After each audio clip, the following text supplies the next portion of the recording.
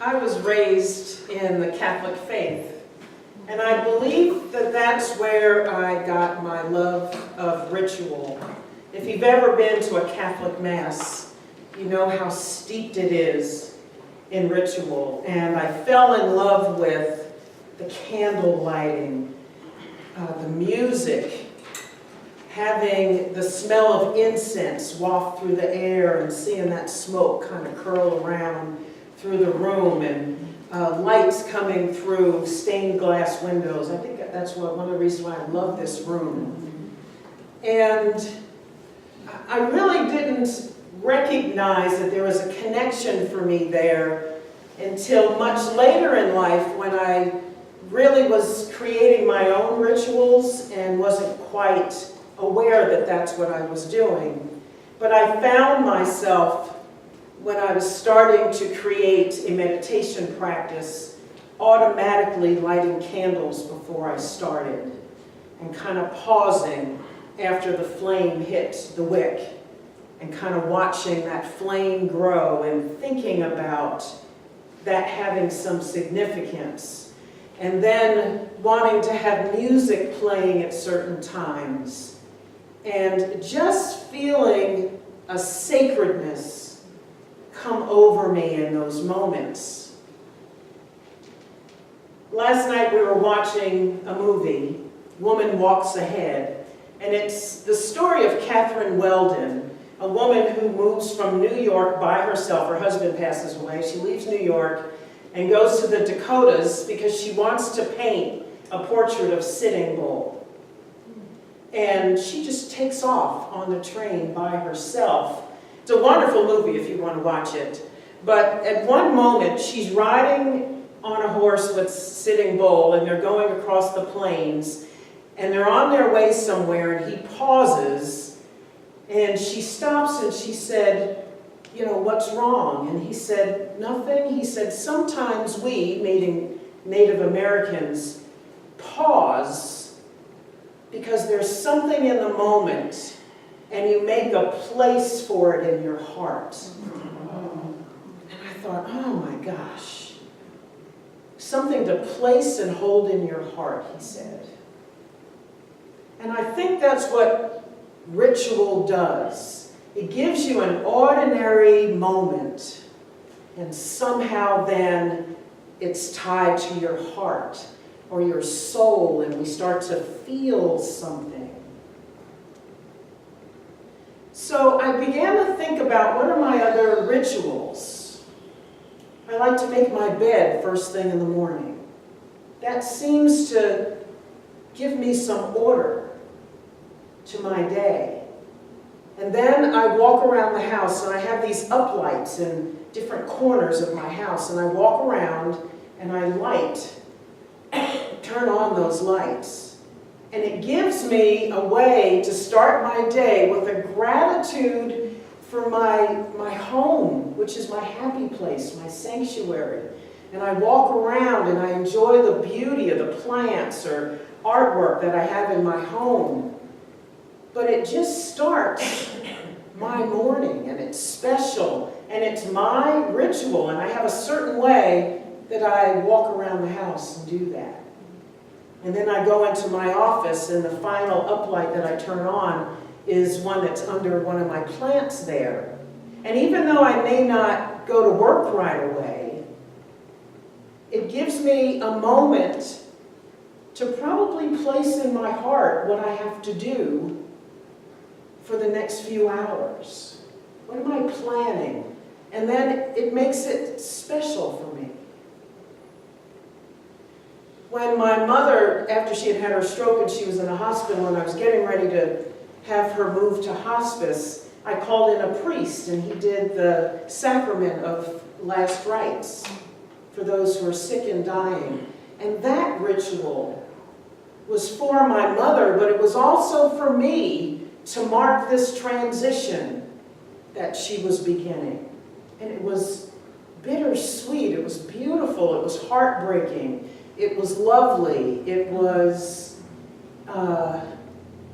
life-affirming. I think it was love affirming. One of my best friends was with me for that moment, and we just kind of held each other through that. And really, I know now that I did have a special place for that moment in my heart now. Again, something to place and hold in your heart. A ritual. And there are so many rituals. Marriage, the sacrament of marriage is a ritual. We have rituals that are rites of passage. When young people are becoming teenagers, bar mitzvahs are rituals. And they give meaning to our days and our moments. And so this morning with the daily word, in this moment, I think that's about rituals and what we're able to do with ordinary moments and make them special for us. To clear away distractions, to bring a meaning and a structure to life that we may not have had if we had not paused and taken a breath, or lit a candle, or paused to breathe in the scent of the moment. I think sometimes, when you hug someone, and I think we all, scientifically, we all have a body scent, something that marks us, who we are. I remember once, after my sister passed away, I found a scarf of hers, and the first thing I did was breathe it in. And it felt like I had something of her there. And so that became a moment of ritual for me, something to hold and to place in my heart. I love that phrase. When he said that in that movie, I just kind of went, oh, man, yes, I get that.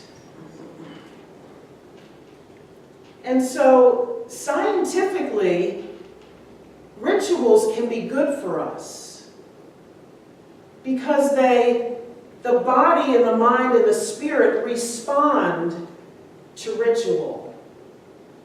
It can automatically change your heart rate, your blood pressure, when you're in the moment of ritual. And your body responds, it hears the music, whether it's the song, a scent that comes up.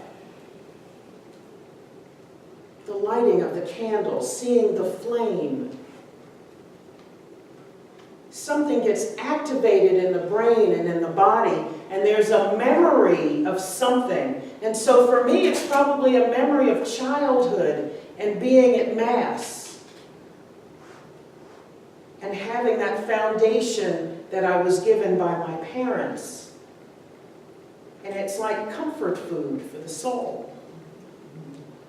This ritual that we create. I have a ritual where every birthday I work out in the morning. Because for me, even though I'm getting older and that birthday marks another year, it also helps me affirm that I am vibrant and healthy, and I'm strong. And so no matter what else I do, I have to work out. And then I affirm that yes, I am moving on in years, but I am vibrant and alive. And I'm grateful to be able to do this again, to be able to move my body. And some of our rituals don't necessarily serve us. We may have habits. We may have things that we do that we're not thinking about that may not help us affirm what we truly want in life. Maybe they just keep us where we are. Those patterns. The things that are unconscious, that we just kind of move through without thought, but they are rituals. And so I think part of our job is to think about what have we ritualized, and does it serve us? Does it help us affirm our mantra, I and the Father are one? Does it affirm your divinity? Does it affirm that you are love and life and beauty and prosperity? If every time you look at your bank account, your bank balance, or you get a bill in the mail or something else comes up, do you freeze? Do you have a negative thought? That's a ritual. And I used to think it was kind of hokey where I read, oh, give thanks or have a positive, grateful mantra when you pay your bills or write out a check. But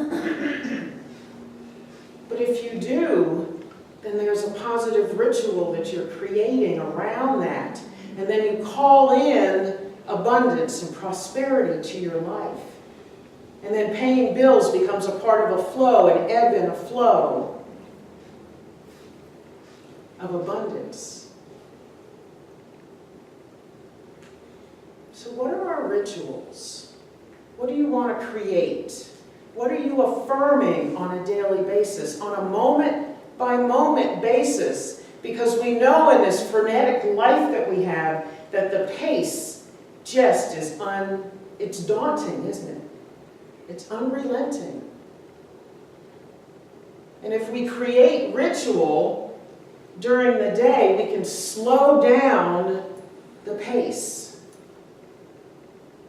We can take a breath. We can make something that seems hectic and chaotic special. We can remember who and what we are. We talk about that all the time. But that's really what we're here for, I believe. That's what life is for, to remember who and what we are and what we're called to do. And rituals can enhance that memory. So my ritual that I do prior to meditation gets me into that space, that zone, just like that. So I started doing these stretches just because I needed to stretch and it made me feel better physically, but then I realized that it just chilled me out and it calmed my body down, and more importantly, it calmed this down. Because when you engage the body and the breath, the brain just kind of relaxes. And the thoughts just kind of go away. And then I could just sink right into my meditation. And it was deeper and more meaningful. And I could hear the still small voice rather than my thoughts and my grocery list and my list of things to do. And any distractions that may have been around me were meaningless when I'm in the zone. It's just a door shutting. It's just a car going down the street. It doesn't rankle my nerves because the ritual prepared the place. Again, something to place and hold in your heart.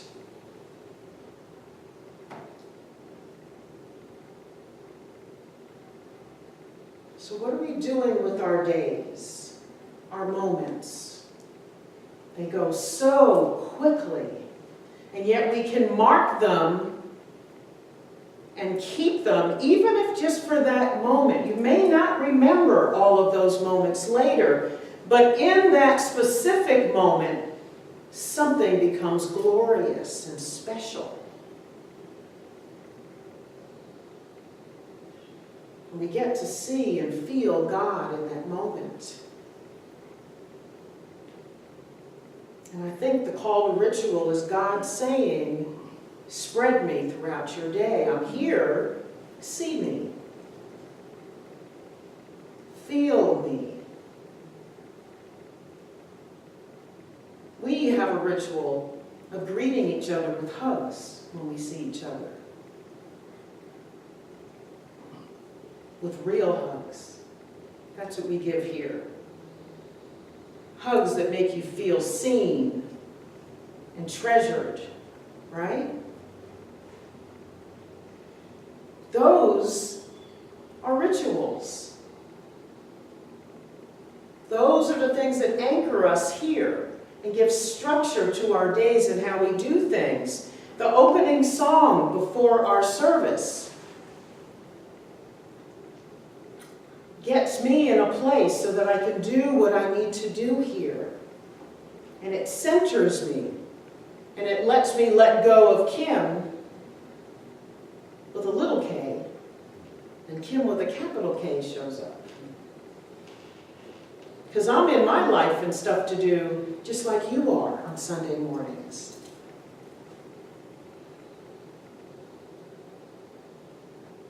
Ritual can be as simple as lighting a candle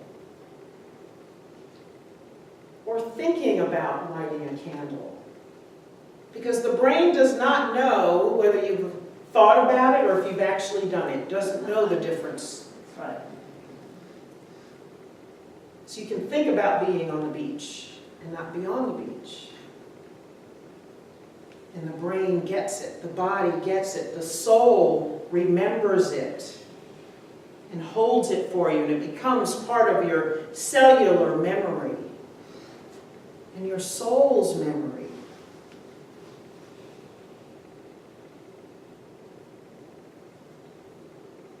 I just thought of that song, Reach Out and Touch Somebody's Hand. I think we have to reach out and touch the moments of our life. Hold them, even if just for a breath. And make them special. Because they are way too fleeting. Thanksgiving is upon us. The holidays are upon us. And you think, oh my gosh, where did the summer go? The fall is advancing quickly. We were all praying for cool mornings, and now we have them, and we'll be in the winter soon. And it just all seems to go like a flash. Ritual is a way to hold on, to slow down, to appreciate, to love what is. The present moment, which is all we really have.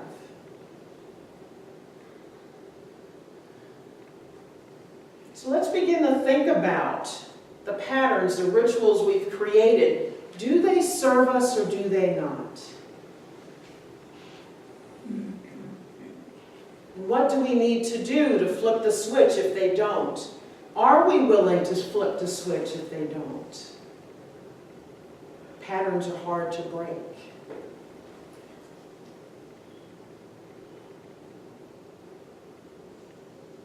But we know we're divine, and anything is possible. Right, Robin? Yes. Anything is possible. Ritual can help you remember that anything is possible in the moment. Right here, right now, with everything you have in that moment. Something to treasure. Something to place and hold in your heart.